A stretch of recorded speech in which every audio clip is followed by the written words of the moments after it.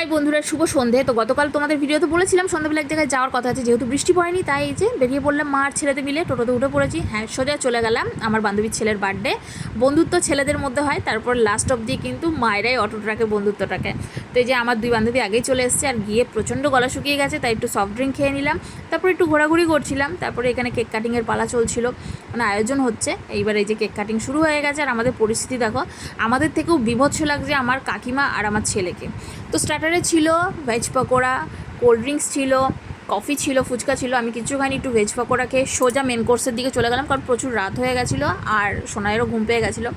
তো এই যে অপেক্ষা করছিল সোনাই, প্রথমেই আগে দিয়ে দিয়েছে লেবু প্লেট, জল তো দেবেই, তারপরে দিয়েছে চিকেন সাথে, যেটা সোনাই খুব মজা করে খাচ্ছিলো। তারপরে দিয়েছে রাধা পল্লবী, আর দিয়েছিল এখানে চানা মশলা, তারপরে ছিল সাদা ভাত, তার সঙ্গে ডাল ছিল, আমি নিয়ে নিই ঝুরঝুরে আলু ভাজাটা নিয়েছি, আর দই কাতলা নিয়েছি। তারপরে ছিল মুরগির মাংস। মোটামুটি সব রান্নাই ভালো হয়েছিল। তারপর চাটনি ছিল, মিষ্টি ছিল। চাটনিটা একটু খেয়েছি, কিন্তু মিষ্টি কিছু খাইনি। নিচে এসে এই যে আইসক্রিম খেলাম আর একটা পান খেয়েছিলাম। তারপরে কিছুক্ষণ বান্ধবীরা মিলে একটু দাঁড়িয়ে ফটো তুললাম, একটু নাচ গান দেখলাম সবার, আমরাও একটু নাচানাচি করেছি।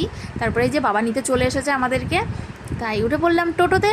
আর এই যে আমাদের আগে আগে যাচ্ছে আমাদের বান্ধবীর টোটো, তো ওদেরকে টাটা বলে সোজা বাড়ি চলে আসলাম। চলো, খুব টায়ার্ড, এবার ঘুমিয়ে পড়ি। Tata, good night.